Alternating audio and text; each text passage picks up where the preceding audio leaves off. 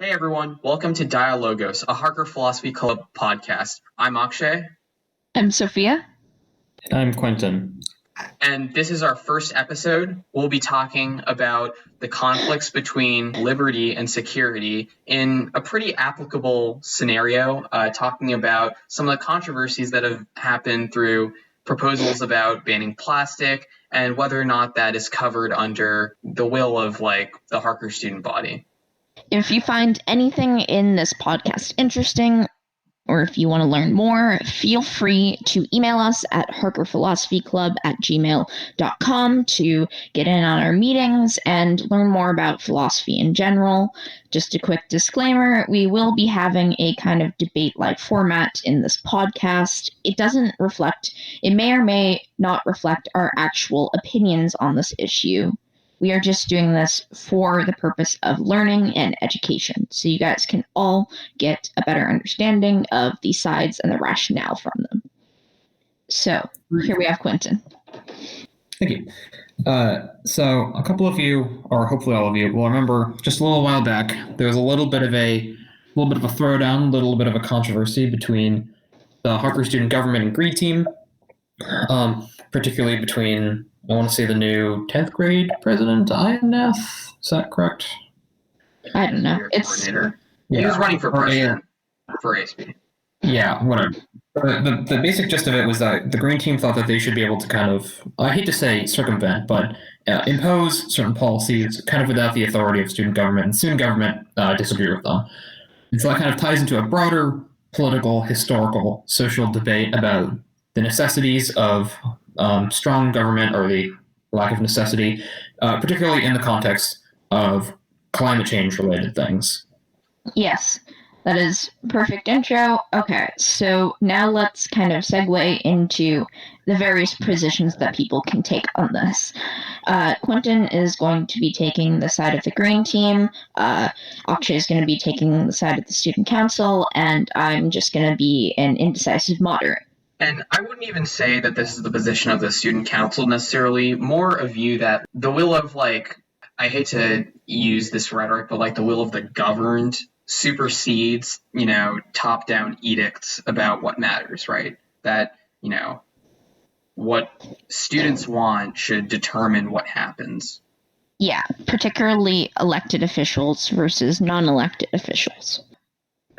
I guess I can start off with some reasons for why, even if well-intentioned, having a strong basis in what people actually want, especially in largely democratic systems, I think we conceptualize of our student council, is really important for fostering a lot of good things.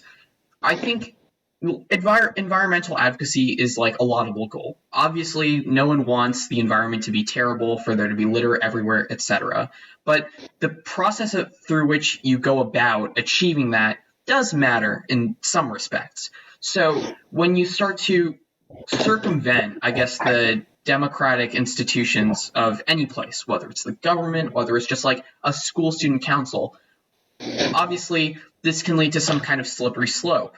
Because what matters and what is, I guess, important enough and really alarmist enough to warrant, circumventing what people actually want can change and can become a slippery slope where it ultimately justifies whatever group has the ear of the government in charge, I guess, the dean, believing that, this should be a thing, even if a lot of other people don't think it's a thing. And so not really making these exceptions is important, because otherwise it can really undermine the sort of dialogue that these institutions thrive upon. And, without it, then if we don't have any voice, then it just leads to a terrible environment for everyone. And no one wants that. Thanks, Akshay. Yeah, the kind of traditional analogy or thought experiment used to describe problems like this, collective action problems as they're commonly described, is the tragedy of the commons. The basic story behind this particular thought experiment is that given some collectively owned goods, like a pasture for animals to feed on, some people will inevitably take an amount to which it becomes unsustainable for those commons to be used by the rest of the population. So that's an important problem, both for, or really generally for, understanding the ways in which the environment is used by governments, and so becomes, I think, especially important in understanding if or how those commons should be regulated, top down, bottom up, whatever. There's also the argument that perhaps if the goal or if the policy that one wants to enact is really a good policy or good for the majority, then the majority themselves will recognize it. And if that you can't convince the majority that it is good for them, perhaps it is not as good as you thought at all. Arguments like these date back to Jean-Jacques Rousseau with his concept of the general will, that when we exist in a democratic society, we have to do what is good for the people, and people can use their own logic and discretion to decide what is good for themselves. So democracy makes the biggest or the most sense in government situations.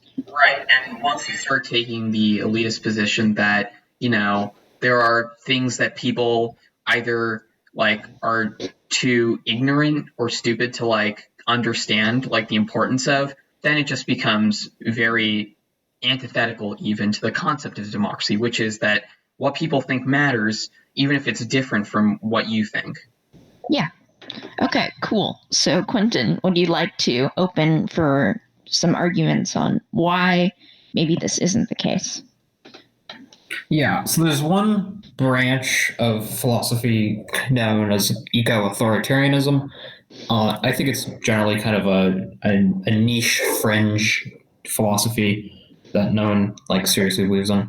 But the gist of it is that it's a moral requirement of governments to take extremely, extremely authoritarian measures in order to save the collective commons, nature and all of those resources and ecosystem services for which it provides.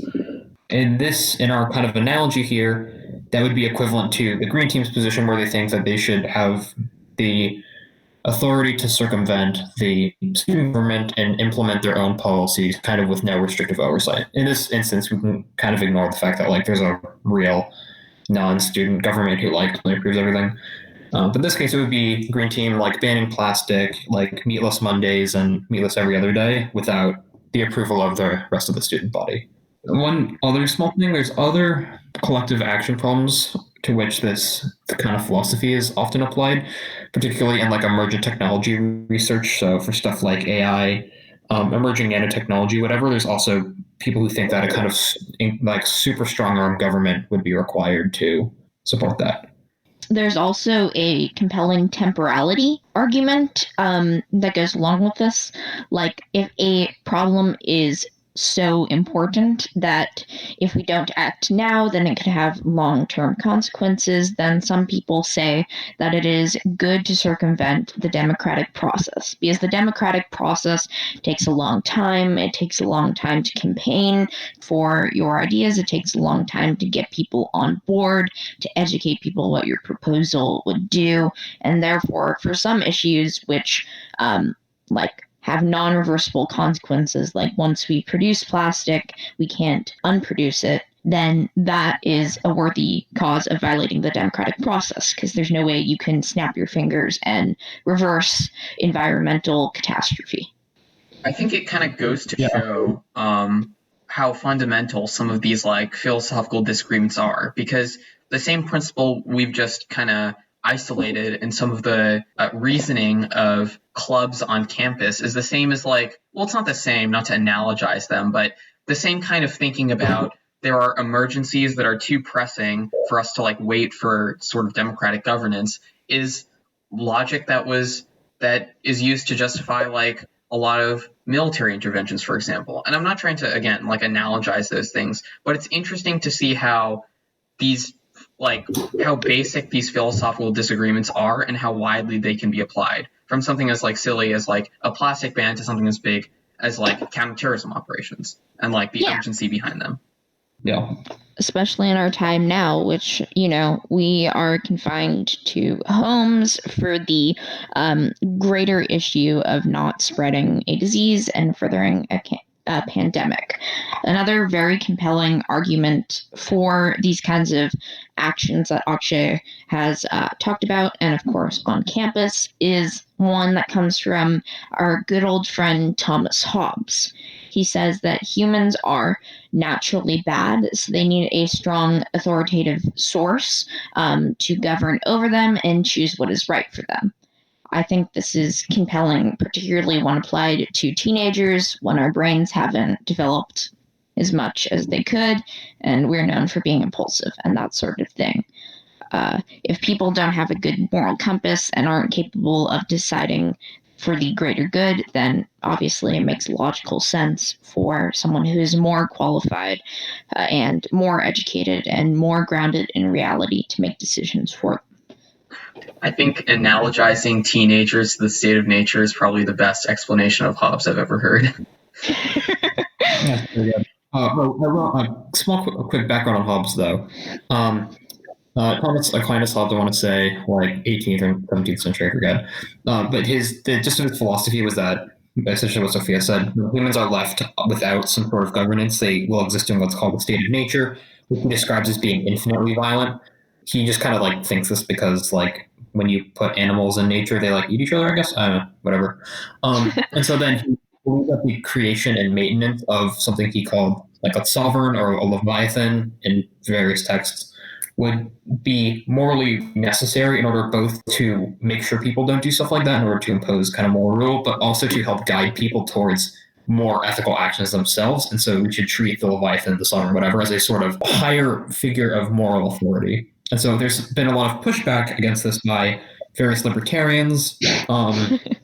Anarchists. Well, yeah, I don't think like his philosophy in a vacuum holds up very well, because it pretty much justifies the government doing whatever they want, whenever they want, which seems less than ideal, to put it lightly. But that is kind of like the philosophical basis behind like a lot of strong government theories, from which eco-authoritarianism eventually and I think evolved out of.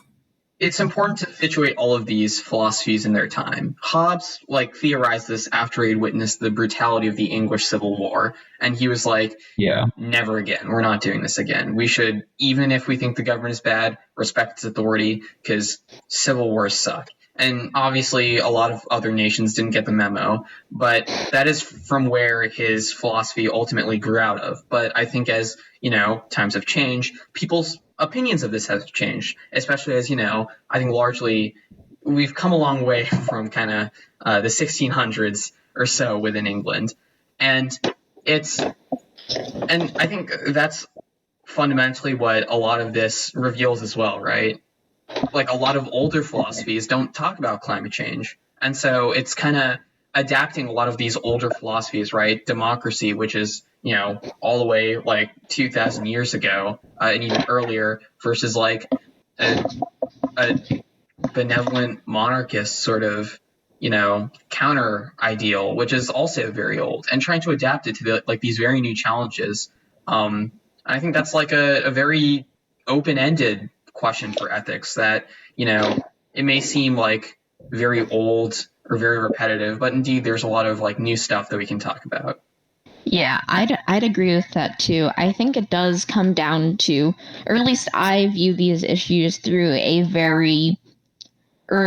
I think your answer, depending on whether you lean more towards, democracy or authoritarianism, goes down to kind of one central disagreement between Hobbes and Rousseau, particularly in this instance. Do you think human beings are capable of deciding for the greater good and giving up their selfish nature to make good decisions, or do you not believe that? Like Hobbes was like, humans, if left to their own devices, will be terrible. To analogize this for the common day, you can be like, humans, specifically teenagers, if left to their own devices, will use up so much plastic. They will buy all the cups of noodles. They will just throw them into the trash. They will bring environmental ruin. Versus if you believe like a Rousseauian paradigm, you'd say something like, humans, if left to their own devices, they won't do these. They will know that plastics are bad and they will choose environmentally friendly decisions on their own. And kind of depending on your paradigm of how you think human nature works, I think that flows up very well to what actions you think should be taken in these times and for these situations. I think in the context of our analogy, the former would certainly be more correct, because the reason why Green Team is kind of so, I don't want to say paranoid, but so insistent on their reforms is because the majority of the time when Harker students are left to their own devices, they're bad to their environment, both in terms of like the environment, their environment, but also in terms of like not picking up after themselves, like putting dishes away on the lunch line, etc. And I think in general, this is something Hobbes would see as like the perfect example of a state of nature, a commons going misused, unused to the point to which it becomes less than usable for everyone else. Yeah.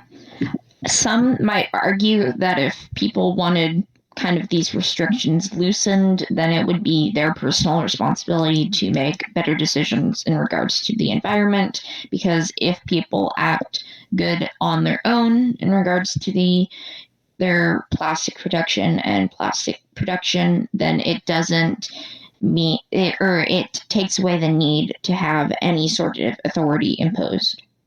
Right. And so I guess circling back to the question we started with before, is it justified to have some sort of circumvention? And I think what it's come down to is, do you believe that people will go for it? Like, do you think people will inherently are persuadable to the extent that they will be amenable to reducing plastic consumption? Or is it something that requires, a higher authority to step in? And like a lot of philosophical disagreements, I think it depends on, for your personal view, your personal values, what you think about other people, what you think about Harker students. And I think it reflects a broader question about, philosophy, that it really is like, as much as it is based on logic, and I think a fair amount of it is based on logic, that logic ultimately can only be reduced to some sort of basic value question that at the end you can persuade people about, but sometimes you agree to disagree. And I think that will be apparent for a lot of things we end up discussing. Awesome. Okay. Any final thoughts to wrap this up, guys? If the show, then that's the show. Thank you everyone for tuning in. And we'll come at you next time with, I don't think we actually know yet. Yeah, some spicy stuff. If you want to tell us or have suggestions about what we should talk about next time, again, email us at harkerphilosophyclub@gmail.com. Come to our meetings, talk to us. We're totally open to feedback. And we may even bring on other people as guests. We'll see. Yeah. If you want to talk on our podcast or, have a debate with one of the mods, then just give us a, email. All right. Well, that's been our podcast. Hope you join us next time. Thank you.